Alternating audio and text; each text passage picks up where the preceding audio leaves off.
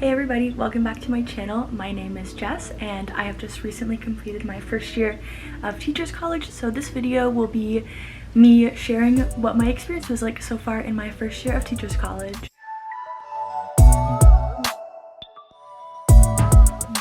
Okay, so I did make a little list of how I want to go through this video, so hopefully it's in like a relatively understandable order. So first for the intro, so I'm currently at Nipissing University here in Ontario, Canada. I am in the primary junior stream, and like I said before, I just finished my first year. For this video, I'm going to be mostly focusing on my experience as a student in terms of the classes. I'm probably going to make a whole separate video about what it's like on placement and my experience on placement, so if you want more info on that, make sure to subscribe, turn on notifications, and I will most likely make a whole other video dedicated to that. And I'm going to put up a photo now of what the overall schedule for year one was, so hopefully you can take a look at that. I'll also link it below if anyone wants to look at it more in detail. But that is kind of the intro part of this video. So next I want to talk about what I did the summer before I started Teachers College, so about exactly a year ago. So I accepted my offer in March or April, I think it was. And then I had to submit a deposit to secure my spot in the program.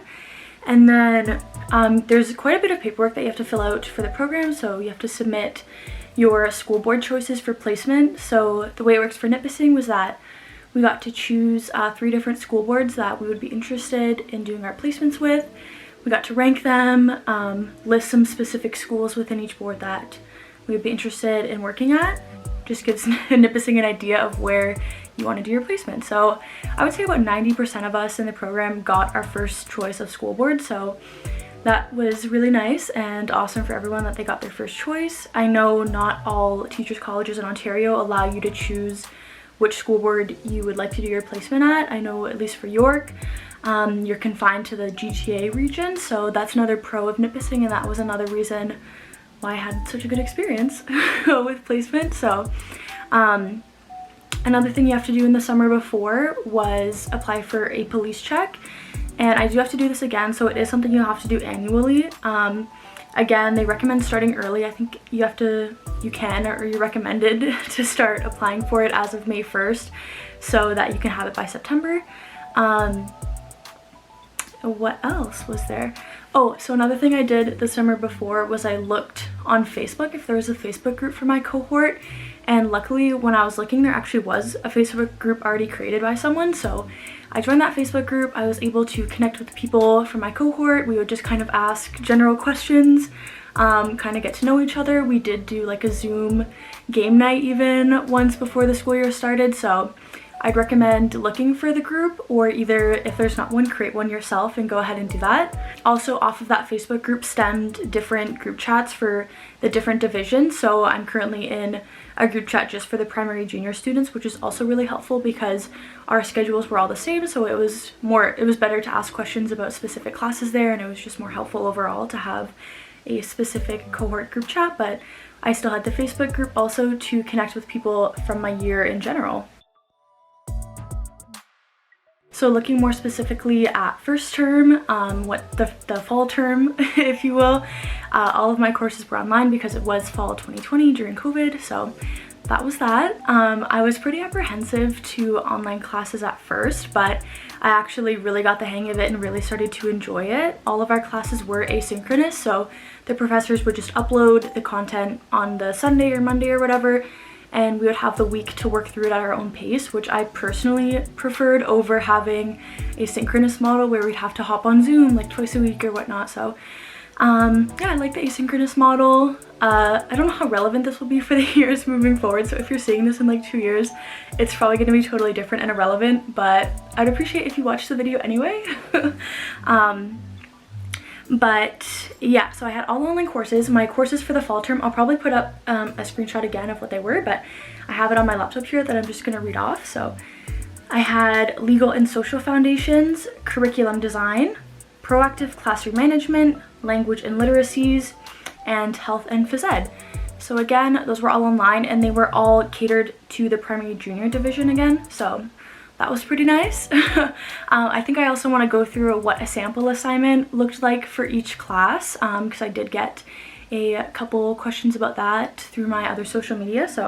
So for our legal studies class, our professor, he was super chill, so we had to do like a life map, kind of giving the professor an idea of what our life story was, what got us to this point, why we want to go into teaching, stuff like that. The way he chose to do assignments was through, I think it was bi-weekly quizzes, maybe? It's kind of a long time ago now. But yeah, so for that course we had quizzes, we had a couple papers. We learned about the laws that protect children, laws that pertain to schools, stuff like that. How to be professional as a teacher, be law-abiding as a teacher. It is a public profession, so there was kind of a lot to go into there, and it was a really informative class overall. Next, for curriculum design, this class was pretty broad. I don't remember too many specifics about it, but it did give us kind of an insight on what the back end of creating a curriculum looked like and why curriculums are important, how they're used in different boards, different situations. I think we learned about like learning goals and success criteria in that class, so that was that class. And then we had proactive classroom management. The professor for this course was amazing. He shared so many good, funny, entertaining stories, so I really enjoyed his class. But for this class we had to do, one project I remember was we had to watch videos about of like different classes. So say it was like a math lesson or a history lesson or whatever, so we'd have to watch that and we would critique like what we thought the teacher was doing well, what the teacher could improve on, and we would share our answers with a group, and then as a group we would kind of narrow down, see what answers we had in common, see what answers different people provided, and we would make that cohesive document and then submit that. So that was a really fun class and super valuable as well. So I've heard classroom management isn't a mandatory course at some schools, so if you're having an option to choose that as an elective, I definitely recommend it because it's so important. It's a very foundational class of how you're going to act as a teacher and how you're going to develop your teaching style, and I think classroom management is at the core of that for sure. Next was language and literacies. This class, again, it was a pretty broad overview, and I thought going into teachers college they would just hand us like a book and just say, okay, this is what you do on day 1 of your language class, this is day 2. Like, I thought it was going to be very detailed and laid out. It's actually pretty opposite. It's super general. It's just kind of giving you a couple of techniques that you can try here and there, a couple of like general categories of the types of literacy, how to teach literacy to different groups of learners, so whether it's Indigenous learners, special education, kindergarten, different categories like that. So I would say that applies to all classes as well, that they do tend to lean on the more general side of how to deliver subjects and how to just look at the topic through a broad lens. So I would say that's one thing that I thought was going to be very different from before I started teachers college versus now. And lastly was the health and phys ed class. This one, I'll give the prof some credit because it's probably incredibly difficult to deliver this class in an online format. And also this professor didn't have any experience in the primary junior field, so I think there was a bit of a divide there, but overall it was still a decent class. It was a good opportunity to look at the health and phys ed curriculum, and we did have a lot of seminars shared with us, so like seminars that had already happened and they were uploaded to YouTube, so we would get to watch those. So it was kind of cool to hear from different people in the field. But yeah, that class was pretty general. I remember we had a lot of group work with this class. We had to create like Zoom format teaching of like how we would deliver a lesson through Zoom, and we also had to act as if we were the students, so it got kind of hectic. But that was a sample assignment from that class where we had to just give a sample lesson, create the lesson plan of how we would deliver a certain curriculum component. So that was health and phys ed. And then also in the fall semester I had we were originally supposed to have 2 placement blocks, 1 week at the beginning of September and then 3 weeks in mid-October. But again, because of the pandemic and because of scheduling, it was just such a mess in September. Our September block got pushed into the October block, so we had 4 weeks straight in October. And I was super fortunate to get an in-person placement, so yeah, that was really awesome. Again, I'm going to create a whole other video probably about my placement experience, but just because there's so much to get into there. But yeah, keep an eye out for the video on placement. Also for the fall term, there was no exams. I don't know if this is like typical for Nipissing, but I think in the online format it just made sense to not do exams. But yeah, we didn't have any exams, so the term ended pretty early. I would say like the beginning of December the term ended. But yeah, overall I would say doing the courses online wasn't as bad as I thought it was going to be, and it was definitely a good start into my teaching education. But if you want videos about like how I adapted to online classes or tips I have for online learning, let me know. I can definitely make another video surrounding that as well, because I was someone who was not down for online learning at first, but I found ways to adapt to it and to do it pretty well. In terms of the difficulty of the courses, I would say they were all very manageable. I did my undergrad in kinesiology with a minor in psychology at Waterloo, so I would say that was pretty difficult compared to Teachers College. It was very science heavy, and so moving into a more, I would say Teachers College is more like philosophy based almost, or theory based. So yeah, it's pretty different. I would say my average went up about 10 or 15% in Teachers College. So I would say if you're nervous about the difficulty of Teachers College, don't be. When I was doing my research about what Teachers College would be like, I saw a lot of people say that the work itself isn't hard, but the volume of work is greater, which I think might be more true for in-person, but I think in terms of doing online school, I didn't find the volume was that different. But yeah, I would say don't stress, just keep an open mind, and you're there to learn, truly. So yeah, just keep an open mind. Again, I have not experienced Teachers College in person yet, and I don't think I will, because next year will most likely be online as well. So yeah, that is that for my first term experience. What else did I want to share about first term? So on top of your regular classes and placement, you will have a couple presentations to attend. Again, these were all online for us, but I remember one specifically we had from the Elementary Teachers Federation of Ontario. So it was a Zoom presentation. We hopped on, told us about the federation. I think we had 1 or 2 more meetings along the lines of that as well, but yeah, just something else to keep in mind. There are these professional development opportunities that are mandatory, I guess. So but yeah, you will have those during your Teachers College education as well. So moving into second term, again, I'm going to put the list of my classes on the screen here, but the classes that I had in second term were assessment and evaluation, science and technology, special needs, visual art, and mathematics. So assessment and evaluation, again, this course was super cool because it's something that I never really thought about from the teacher's perspective. I've lived my whole life as a student pretty much, so I always knew about like tests and assignments obviously, but I never even knew there was a difference between assessment and evaluation. So that was pretty eye-opening, and just seeing the plethora of different styles there are and different ways that you can assess and evaluate your students. That course was super cool, so I liked that course. For a sample assignment for that class, we had to create an assessment device. So we had to do an assessment of learning device, assessment for learning device, assessment as learning device, and these were just good opportunities to practice making our own forms of assessment, and we did have a peer review component to them, so we would submit them to a peer, the peer would review them, we get them back. So yeah, that was nice too, to kind of work on delivering feedback to professional counterparts, as well as just having the opportunity to practice making these devices and getting the professor feedback on them. Because, you know, once you start working on your own, you don't always get that detailed one-to-one feedback. So that was really awesome. And the next class, science and technology, this one was kind of a boring one. I don't really remember too much about it. But it was kind of cool just to see how much the curriculum has changed, because it's been a while since I've been in elementary school.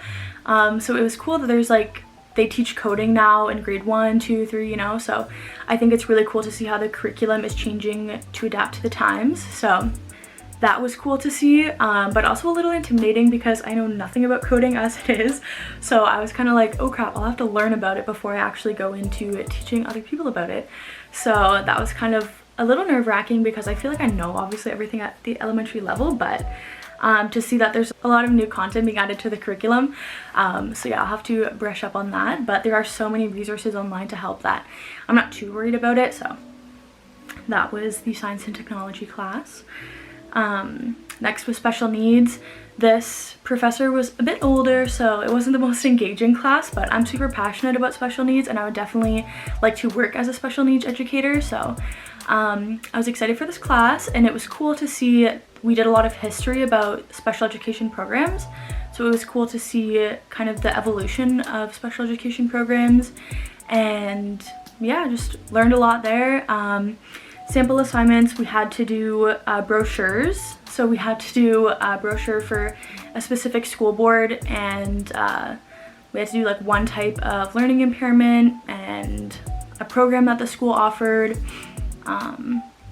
Yeah, stuff like that. So again, these are just sample assignments.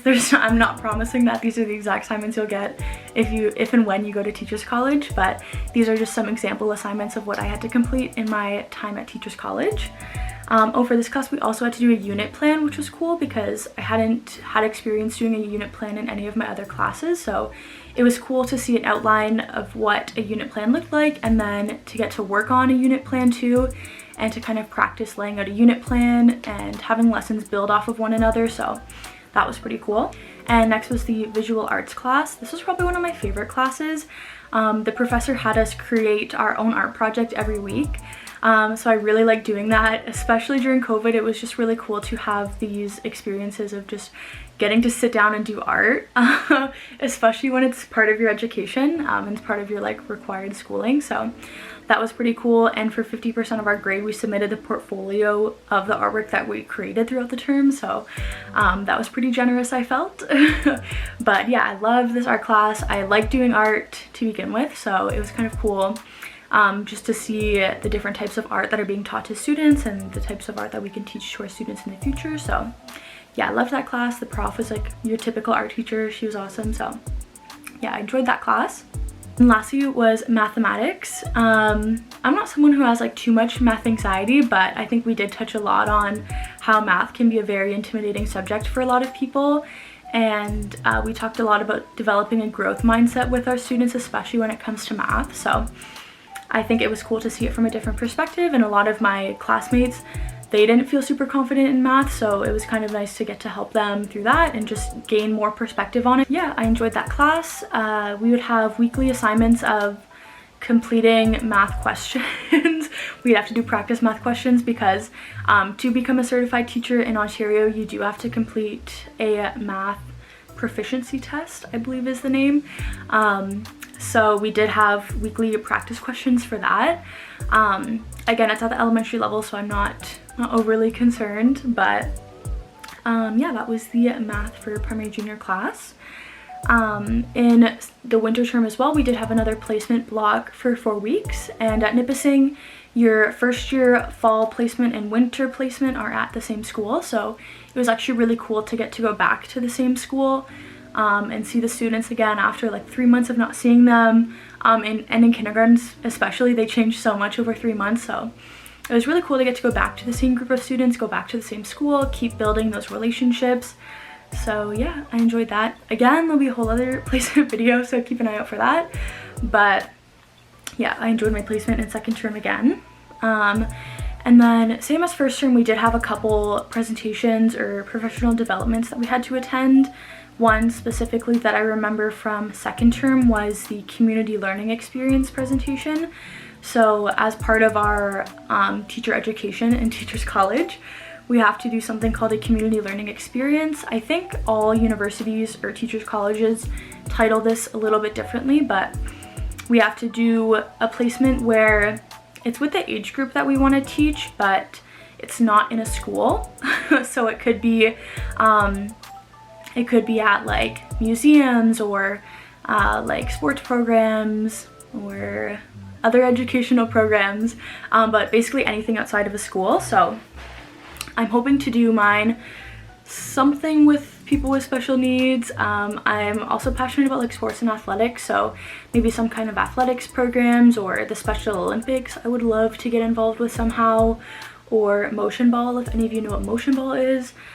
So yeah, we had that presentation because we have our community learning experience in the winter term of second year, so that presentation was just to kind of get us thinking about what we want to do for our community learning experience, and how to get that process started. So yeah, we had that presentation in second term.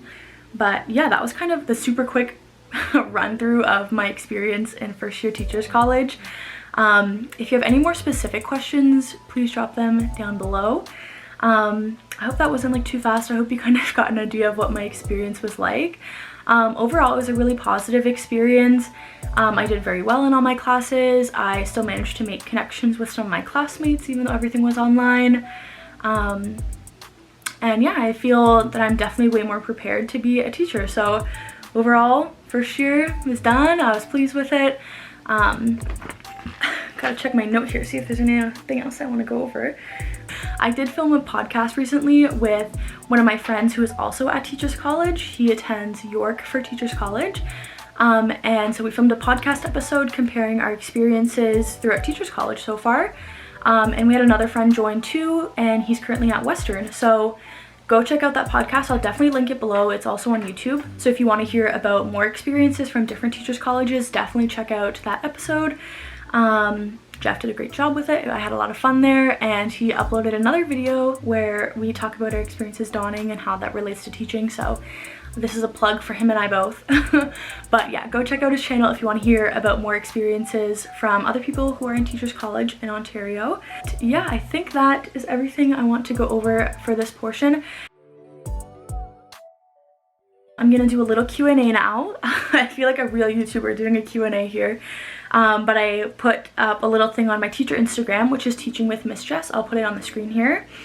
And I asked people what kind of questions they had about my experience in first year or my experience in Teachers College in general. So yeah, I'm gonna go through those now. I might have covered a couple of these already throughout the video, but if there's anything else I want to add to the question, obviously I will add it to the question. But someone asked, is there anything you wish you did this summer before starting my Bachelor of Education? I don't think looking back there's anything I would have done differently, but if you really want to get ahead and be extra prepared, you could go through a couple curriculum documents. All of the curriculum documents are publicly available, so just type in like Phys Ed Curriculum Ontario and it will show up, so go check that out. Sorry, I just had to change the camera angle, so hopefully it's not too distracting. But yeah, so I would check out curriculum documents for the age group that you want to teach, as well as this document. I'll put a picture of it here and I'll link it below. It's called the Growing Success document. We refer to this time and time again throughout a lot of our classes, so that is a bit of advice I would have if you really want to get ahead. Again, it's totally not mandatory, but if you're looking for something to do, I would recommend taking a look through those. And again, check for a Facebook group because that was super helpful and it was awesome to get to connect with people before the school year started. Let's see. So someone asked, what is the workload like? Is it possible to have a part-time job during school? I would say definitely. Again, for online, because it was asynchronous, we got to create our own schedule, so I can definitely see that working with a part-time job. I'm not too sure what it would be like if the classes were in person, but with my experience, the work wasn't too bad. I definitely wasn't sitting at my desk for 8 hours a day just doing schoolwork, so I definitely think a part-time job is manageable. She also asked, are there a lot of tests and assignments, or is it more discussion presentation based? For online, there was definitely a lot of discussion boards. I don't think I mentioned that throughout my time talking about the courses and sample assignments, but I would say for every class we had to do a discussion board probably weekly. Again, I think only a couple of my classes had quizzes. I would say quizzes were like the least popular form of assessment I've gotten so far in Teachers College. And for presentations for online, we had a couple like sample presentations that we had to submit as assignments, but they were pre-recorded. We got to edit them, we got to refilm them if we wanted to, so there wasn't any live presentations. But I feel like if it were in person, there would be a lot more presentations and a lot more like discussions and group work in person. So if you're going at a time where it will be in person, then I would say there would definitely be more presentations, discussions, group work, all of that. They also asked about the classes and type of work. Hopefully I covered enough of that earlier in the video. If you have any more specific questions, let me know. I'm more than happy to answer them. And then she also asked, did you get any guidance with practicum, or did you just have to navigate it by myself? We definitely got a lot of guidance with it. We each had an advisor who was someone who worked at Nipissing, and we would get to ask them any questions we wanted throughout our time on placement. They would kind of check in with us. We had to do some goal setting with them. So I don't know if all schools give you a connection like that, but a lot of my professors too also said, like, feel free to reach out to us anytime during placement.